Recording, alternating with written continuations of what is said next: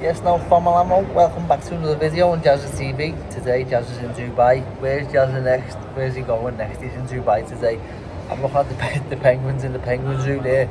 Just come for a cup of coffee. Just finished the gym this morning in the Golden Ring boxing gym. That's where we're training again for my next fight. Camp preparations are underway. So I'm just on the YouTube for now. Someone robbed me Instagram, Dindy. Someone out of the gym here in Golden Ring. He sent me a link saying, dear, hello dear. I thought it's a bit odd, isn't it? Maybe it's the Russian language barrier, why he's calling me dear, but he said he's going to be in a modelling competition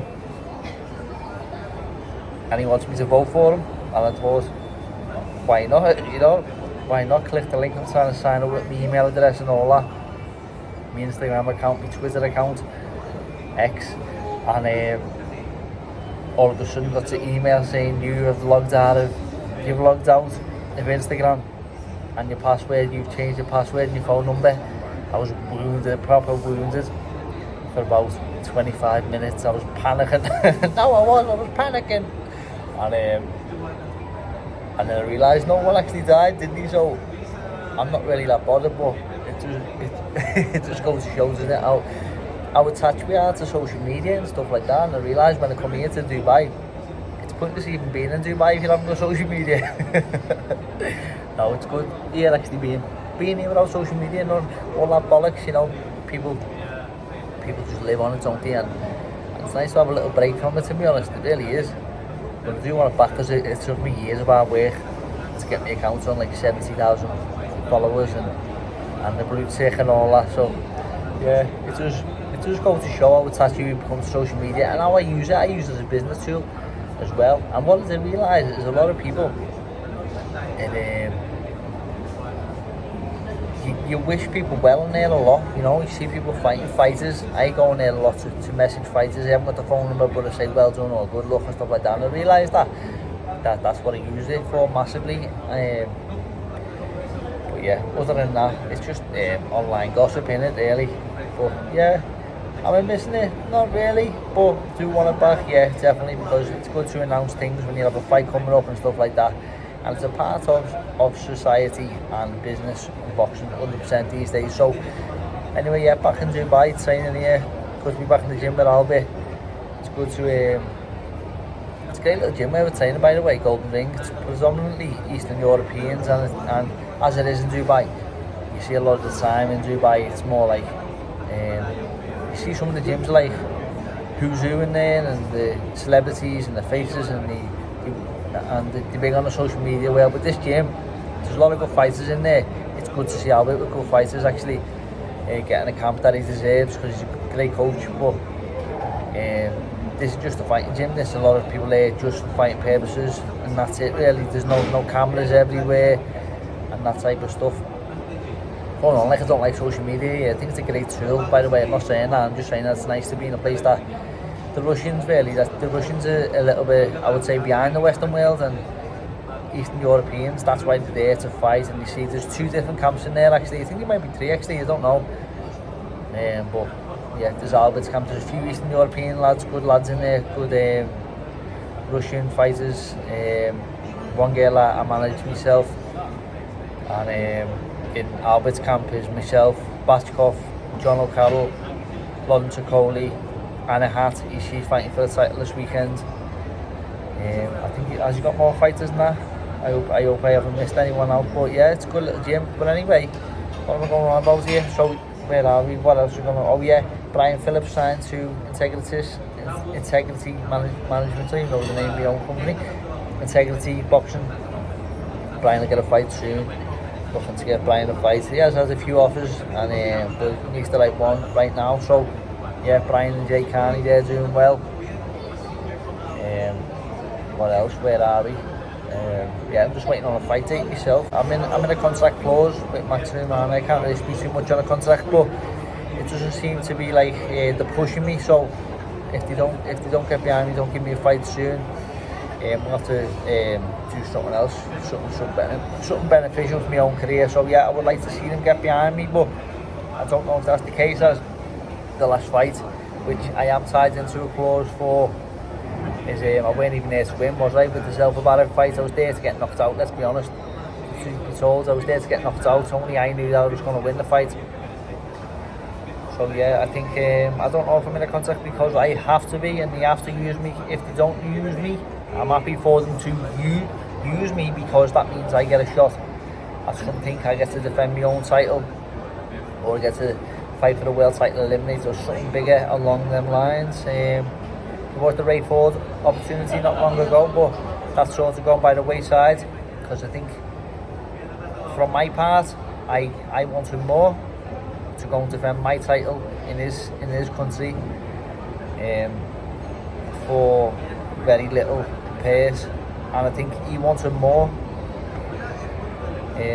He wanted more as well to fight me, from what I heard, but I'm not too sure.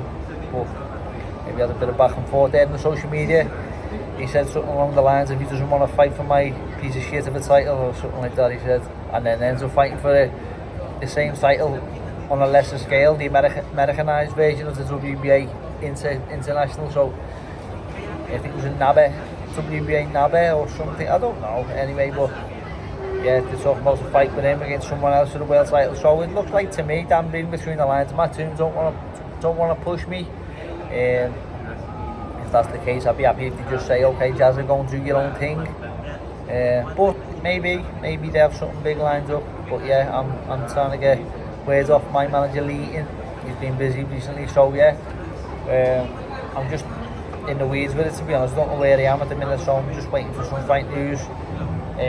Something set anyway, so yeah. What else? Other news this weekend, got the big fight on me.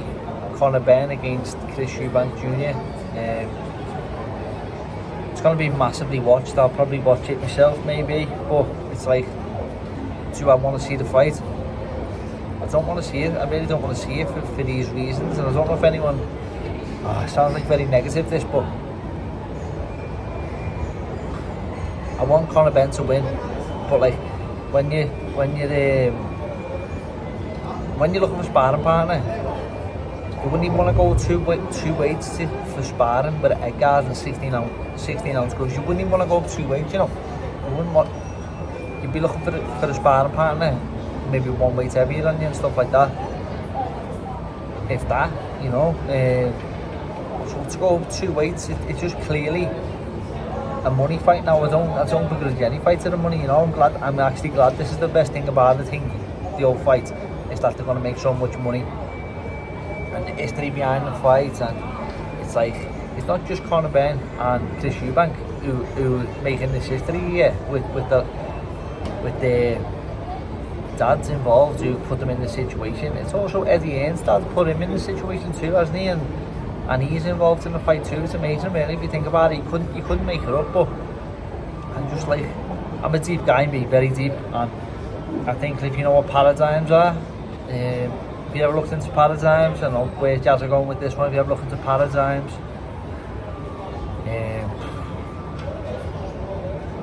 there's a lot of darkness surrounding this fight, and there's been injuries in the past, and they had Chris Eubank Senior and Nigel Benn. They've both been in fights where been tragic injuries, and so was Chris Eubank Jr. and he had the Benn against Gerald McClellan years ago, and he, you know, just put in a wheelchair and his brain is damaged badly and stuff like that. And then you had Eubank with the Michael Watson fight, and I can see why Senior is so against the fight. If he is, that might be a publicity stunt. You never know, do you? How these people playing these games to generate more money and stuff like that. But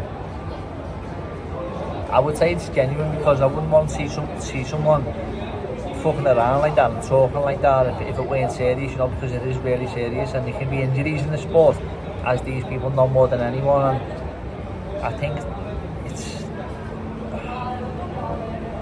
think Nigel's the type of father to get behind his son no matter what, and it's beautiful to see the relationship. It's great to see the relationship that they've got, but you can see that the Senior Eubank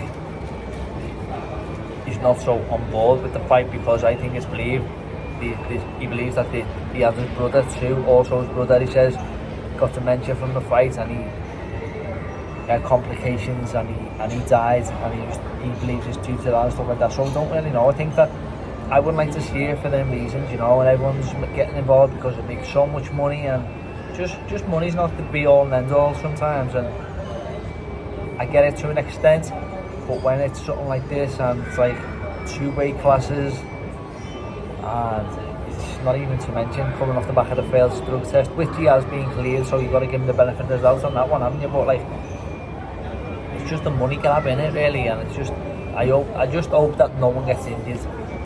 Senior's talking about the injuries that can be sustained to his son due to the hydration clause that they got in there, but that hydration clause, I think they say it's the same as the IBF. The IBF, when you get weight with the IBF, it's gone to £12 now, but it was £10. So when I made the IBF at featherweight, I was actually in a hot shower. I went up bath. It was only fluids you had to lose in the morning. I was hydrated because I rehydrated the day before, but you're losing weight the morning of the fight. You should never have to do that. But that's what the £10 rehydration clauses was like for me at featherweight. And I fought a fella called Kid Galahad, and he was a lot drier than me, so I can't imagine him.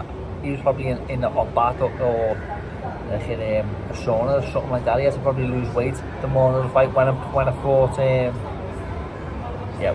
Stop going on about me, but these rehydration clauses and stuff like that, they're going to cost Eubank a lot of money. If he doesn't make them, maybe he'll just forfeit them either way. I don't know. Have they got him over the barrel with that one? But there's a lot of sketchy stuff going on around the fight, and like I say there, with the injuries and the life-changing circumstances sometimes, that's why I don't want to see it. I'm not calling for the fight to be stopped, because as a fighter, if this was something I wanted to do and people were trying to stop it, I'd say fuck you, you know, this is my career, this is my choices, so mind your business. I'm a fighting man, and I get that, I understand it, but as a fan, I'm not really a fan of this. So yeah, that's my 2 pence worth. Means fuck all. They have got the boxing border control on side, which is a good thing, because the border control, they're the best in the world. That's why the Saudi Arabian mob are using them right now to learn from them. That's why they're learning off the best in the world, aren't they? Frank Warren, Eddie Hearn, boxing border control. They've got the best in the world on side, and it all goes back to Britain. So we have got that down, but prevention is a lot better than cure, isn't it? And that's what we have got the best. We have got the best prevention protocols with the boxing border control. I understand that because I've been away and I've seen it from the other side, but sometimes they have got the paramedics there on standby as well, but sometimes it's not always the case. I know it might seem a little bit of negativity here, but it's and a bit of safety first, and I'm not always that man myself, but that's just my views on the fight. Let me know your own thoughts on it and stuff like that, because people just want to see blood sometimes, but it's I hope I'm wrong. I really just hope I'm wrong, and this video means fuck all, and it's just a little bit of a concern more than anything. But yeah, that's my thoughts on the big fight this weekend. Best of luck to both men, and I hope they both come out, most importantly, safe, with the wealth more, with the health more than the wealth. And yeah, that's my views on the fight this weekend. Yeah, so please like, subscribe and leave a comment. Have a nice day, Family Ammo.